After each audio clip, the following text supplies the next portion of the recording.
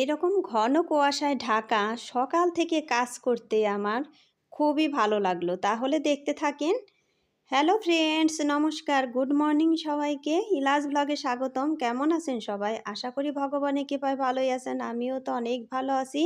ইলাজ ব্লগে আর একটি নতুন ব্লগ ভিডিও নিয়ে চলে আসলাম আপনাদের জন্য।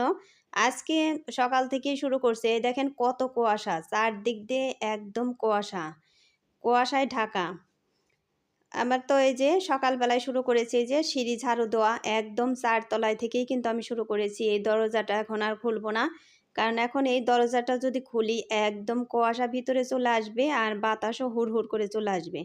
আমি কিন্তু এখানে কাজ করতে পারবো না, কারণ একদমই ঠান্ডা লাগবে। আর এখন দরজা আটকানো আছে, আমার কিন্তু বেশি ঠান্ডা লাগতেছে না। তারপরেও মোজা টোজা কিন্তু আমি পায়ে পরেই আসছি, কারণ আগে তো শরীরের যত্ন নিতে হবে, তারপরে তো কাজ, নাকি বলেন?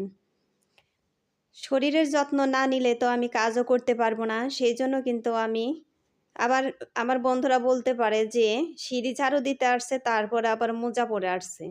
এ কথা বললে কাজ হবে না। আর আমি কিন্তু এইসব কথায় আমি কোনোই করি না, কারণ আমার যেটা ভালো লাগবে, যেভাবে কাজ করে সেইভাবেই কিন্তু আমি করি। আমার কিন্তু ওইরকম লজ্জা করি না যে মোজা পরে আমি কিভাবে কাজ করব, এই লজ্জা কিন্তু আমি করি না। কারণ আমার শরীরে যদি শীত লাগে, শীত লাগিয়ে তো আমি কাজ করতে যাব না, তখন কিন্তু আমার সর্দি লেগে যাবে। সেই জন্য আমি যাতে শরীরে শীত না লাগে সেইভাবেই কিন্তু আমি কাজগুলো করি। এই যে এভাবে কাজগুলো করতেছি, একটু পরে একটু গরম লাগবে, তখন আমি মোজা খুলে নিব। কিন্তু এখন তো আমার ঠান্ডা লাগতেছে, এখন আমার মোজা পরেই কাজগুলো করতে হচ্ছে। আর কাজ করতে কিন্তু আরামই লাগতেছে। আর গরমের দিনে কিন্তু এইসব কাজ করতে প্রচুরই গরম লাগে, ঘেমে যেতে হয়, তখন কাজ করে কিন্তু মজা পাওয়া যায় না। আর এখন কিন্তু অনেকটাই মজা লাগতেছে আমার। আর বাইরে তো তেমন বাতাস নেই, সেই জন্য কিন্তু অত বাতাস লাগবে না, শুধু কুয়াশা। এখন কিন্তু সকাল ৯টা বাজে, তারপরেও দেখলেন তো কেমন কুয়াশা, চারদিকে কুয়াশা, সূর্যের কোনো মুখই দেখা যাচ্ছে না। আর আজকে তো রোদ উঠেছিল একটু, মনে হয় ১টা নাকি ১:৩০টায়, তারপরেও কিন্তু কোনো তাপ নেই, তারপরেও বেশি উঠছিল না। এরকমভাবেই তো চলছে, মনে হয় কয়েকদিন চলবে এরকমভাবেই। এই তো আমি সিঁড়ি কিন্তু ঝাড়ু দিতেছি এখন। এই যে দোতলায় চলে আসছি প্রায়। দোতলা ঝাড়ু দিয়ে তারপর একদম একতলায় চলে যাব ঝাড়ু দিতে দিতে। আর এতগুলো সিঁড়ি ঝাড়ু দিতে কিন্তু অনেকটাই কষ্ট হয়, তারপরেও আমি এইভাবে ঝাড়ু দিতেছি, আমার অতটা কষ্ট হচ্ছে না। আর শীতের দিনে এসব কাজ করতে কিন্তু বেশি কষ্ট হয় না, গরমের দিনেই আলসে লাগে বেশি কাজ করতে, তাই না বন্ধুরা? মানে একদম শরীরে ক্লান্তি এসে যায় গরমের দিনে কাজ করতে করতে। আর এই শীতের দিনে এইসব কাজ করতে খুবই ভালো লাগে। আর আমি রেলিং ঝাড়ু দিয়ে একটু হালকাভাবে ঝাড়ু দিয়ে নিয়েছি। আমি এখন দিয়ে কাপড় টাপড় দিয়ে মুছবো না, এইভাবেই দিয়ে যাব। আর এইভাবে যদি এক এক করে আমি প্রতিদিনই পরিষ্কার করি, তাহলে কিন্তু কোনো জায়গায় কোনো নোংরা থাকবে না, অপরিষ্কার থাকবে না। এই তো এই যে এটা কিন্তু দোতলা সিঁড়িতেই চলে আসছি আমি ৪ তলা থেকে। এখন এইখানে আমি ভালো করে পরিষ্কার করে নিচ্ছি। আর মাথায় একটা ওড়না দিয়ে নিয়েছি, সেই জন্য কিন্তু আমার শীত লাগতেছে না, কারণ কান ঢাকা থাকলে শীতটা বেশি লাগে না, কান খোলা রাখলে কিন্তু শীত বেশি লাগে। এই তো সব সিঁড়ি, যে সিঁড়ি আমি ঝাড়ু দিচ্ছি ওই সিঁড়ির থেকেই কিন্তু আমি ময়লাগুলো একচোটে যে পলি ব্যাগে উঠিয়ে নিচ্ছি। এভাবে ঝাড়ু দিলে কিন্তু অনেকটাই সুবিধে হয়, কারণ তা না হলে কিন্তু সব ময়লা একসাথে আমার ঝাড়ু দিয়ে নিয়ে যেতে হবে। সেজন্যই কিন্তু আমি এভাবেই কাজগুলো করি। আর বন্ধুরা, একটা লাইক দিয়ে আমার ভিডিওটি কন্টিনিউ করবেন। আপনাদের একটা লাইক আমার ভিডিওটিকে এগিয়ে যেতে সাহায্য করবে। আর ভিডিওটি স্কিপ না করে পুরোটাই দেখবেন, আশা করি ভগবানের কৃপায় অনেক ভালোই লাগবে। এই তো একদম নিচতলায় চলে এসেছি। এই তো এই যেখানে ঝাড়ু দিয়ে নিলাম, এখানে আবার লাইট নাই, সেই জন্য একটু অন্ধকার দেখা যাচ্ছে। এই তো তারপরে যে সিঁড়ির নিচে ঝাড়ু দিয়ে নিব, সিঁড়ির নিচেও কিন্তু অনেক ওই যে ময়লা পড়ে আছে। আর বাইরে থেকে তো একদমই বালি চলে আসে জুতার সাথে। এই তো কাজ, সিঁড়ি ঝাড়ু দেওয়া হয়ে গিয়েছে। তারপরে এই যে আলোতে, এইগুলো আগের আলো ছিল, একদমই বালি জড়ানো, সেই জন্য এগুলো কিন্তু ধুয়ে নিলাম। আর আজকে যে আলোগুলো এনেছি ওগুলোতে কিন্তু বালি নেই, সেই জন্য আমি ওগুলোর সাথে কিন্তু মিশাই নেই। আর এই যে ডিমগুলো এখন ধুয়ে নিব। আমি পলিথিনের ভিতরে জল ভরেই কিন্তু এই ডিমগুলো ঢেলে নিলাম, যাতে একটাও না ভেঙে যায়। একটাও কিন্তু ভাঙে নাই, আমি এইভাবে ঢেলে নিলাম। যে এখন এক এক করে সবগুলো ডিমই ধুয়ে নিব। আর বন্ধুরা, এই কাজ করতে করতে আমি কয়েকটা কমেন্ট পড়ে নিব। সুমি মণ্ডল এই দিদিভাই লিখেছে, বেগুন ভাজা আমারও খুব ভালো লাগে, খুব ভালো লাগলো ভিডিওটা, থ্যাংক ইউ সো মাচ দিদিভাই।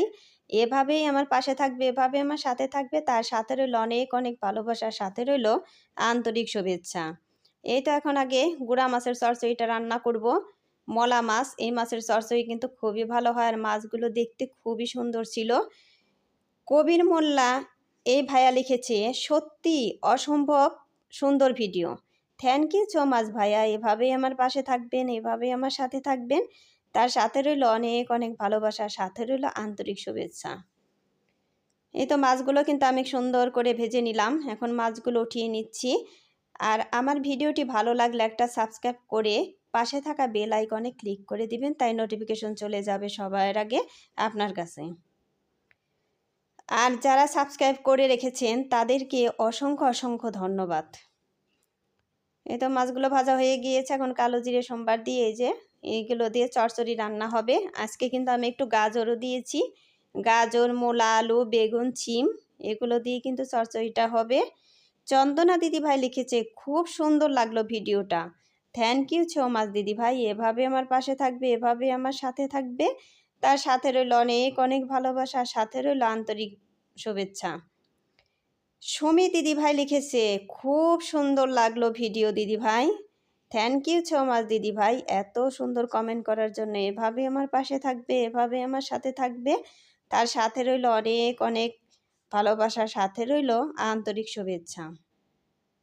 এই তো সিম, বেগুন এগুলো কিন্তু দিয়ে দিয়েছি। এখন এগুলো ভালো করে ভেজে পরিমাণ মতো একটু জল দিয়ে দিব। আর আমি জল কিন্তু বেশি দিব না, যেহেতু চচ্চড়ি একটু শুকনা শুকনা করেই রান্না করব। এই তো জল দিয়ে দিলাম, আর একটু দেব, তাই হয়ে যাবে। সুচিত্রা দিদিভাই লিখেছে, খুব সুন্দর লাগলো ভিডিওটা দিদিভাই, থ্যাংক ইউ সো মাচ দিদিভাই। এভাবে আমার পাশে থাকবে, এভাবে আমার সাথে থাকবে, তার সাথে রইল অনেক অনেক ভালোবাসা, সাথে রইল আন্তরিক শুভেচ্ছা। এই তো ভেজে রাখা মাছগুলো দিয়ে দিলাম চচ্চড়িতে। এখন ভালোভাবে নাড়াচাড়া করে হাই ফ্লেমে জাল দিয়ে জিরে গুঁড়ো দিয়ে কিন্তু আমি চচ্চড়িটা নামিয়ে নিব। তারপরে আজকে রান্না করব হলো ডিম। ডিম কিন্তু আমি অর্ধেক অর্ধেক করে নিয়েছি, 2টা ডিম রান্না করব, কেটে কেটে রান্না করব। এইভাবে না হলে তো আমার ডিম খেতে একটুও ভালো লাগে না। আর সকালে যেহেতু একটা একটা খেয়েছি দুইজনে, সেই জন্য কিন্তু এখন 2টাই রান্না করব ডিম। আর সাথে যেহেতু মাছের চচ্চড়িও আছে, সেই জন্য আর এত ডিম একদিনে তার এত বেশি ডিম খাওয়া ভালো না, সেই জন্য কিন্তু আমি 2টাই রান্না করব। আর এইভাবে কেটে রান্না না করলে কিন্তু আমার একদমই ভালো লাগে না, কেটে রান্না করলে ভাজাটাও ভালো হয়, সেই জন্য এইভাবেই কিন্তু আমি রান্না করি। আমার খেতে খুবই ভালো লাগে, আর আমার মেয়েও তো এইভাবে রান্না করলে খুবই পছন্দ করে। তা না হলে কিন্তু ডিমের তরকারি খেতে আমার একদমই ভালো লাগে না। এই তো আজকে আলু আর কপি দিয়ে, তার জন্য আমি আলু কপি কিন্তু আগে ভেজে উঠিয়ে নেব, তারপরে পেঁয়াজ ভেজে দিব। পারভিন আপু লিখেছে, ফুলগুলো অনেক সুন্দর, রেসিপিটা খুব সুন্দর হয়েছে, থ্যাংক ইউ সো মাচ আপু। এভাবে আমার পাশে থাকবে, এভাবে আমার সাথে থাকবে, তার সাথে রইল অনেক অনেক ভালোবাসা, সাথে রইল আন্তরিক শুভেচ্ছা। এই তো কপি আর আলুগুলো কিন্তু ভাজা হয়ে গিয়েছে। এখন এই যে তেল দিয়ে, তেজপাতা দিয়ে, জিরে সোমবার দিয়ে, তারপরে গরম মশলা দিয়ে দিব। এই তো গরম মশলা দিয়ে তারপরে কিন্তু আমি কুচি করা পেঁয়াজও দিয়ে দিব। এই কুচি করা পেঁয়াজ আর কাঁচামরিচ দিয়ে দিলাম, এইগুলো এখন ভেজে নিব। রেহানা পারভিন লিখেছে, দিদি ভাই পুরো ভিডিও জুড়েই থাকবো, থ্যাংক ইউ সো মাচ আপু। এভাবে আমার সাথে থাকবে, এভাবে আমার পাশে থাকবে, তার সাথে রইল অনেক অনেক ভালোবাসা, সাথে রইল আন্তরিক শুভেচ্ছা। এই তো আমি কিন্তু পেঁয়াজ ভেজে তারপরে বেটে রাখা আদা, রসুন, পেঁয়াজ এগুলো দিয়ে দিলাম। এখন এগুলো একটু কষিয়ে নিব। যে মশলাগুলো দিয়ে দিয়েছি, একটু জলও দিয়ে দিয়েছি। এখন এগুলো ভালো করে কষিয়ে তারপরে যে ভেজে রাখা আলু আর কপিও দিয়ে দিলাম। এইভাবে তরকারি রান্না করলে কিন্তু খুবই টেস্টি হয়। একটু আলাদাভাবে আমি কিন্তু মাঝে মধ্যে এইভাবে আলাদাভাবে একটু বুদ্ধি খাটিয়ে রান্না করি। ওই দেখেন কত সুন্দর দেখা যাচ্ছে, মনে হচ্ছে তরকারিটাও কিন্তু অনেক মজা হবে। এই তো সুন্দর করে ভালোভাবে এগুলো কপি আলু এগুলো কিন্তু আমি কষিয়ে নিচ্ছি। আনিকা আপু লিখেছে খুব সুন্দর ফুল। থ্যাংক ইউ সো মাচ আপু, এভাবে আমার পাশে থাকবে, এভাবে আমার সাথে থাকবে।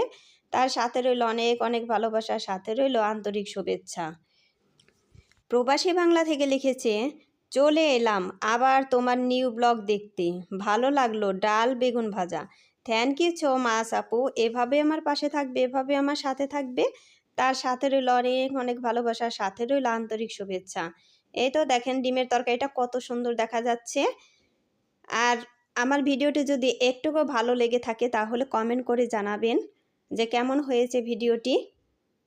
দেখেন এই তরকারিটা কিন্তু খুবই টেস্টি হয়েছিল। আর সবাই ভালো থাকবেন, সুস্থ থাকবেন এই কামনা করেই ভিডিওটি শেষ করছি। আর পরবর্তী ভিডিও দেখার অনুরোধ রইল, সবাই পুরো ভিডিওটাই দেখবেন। Tata, bye bye.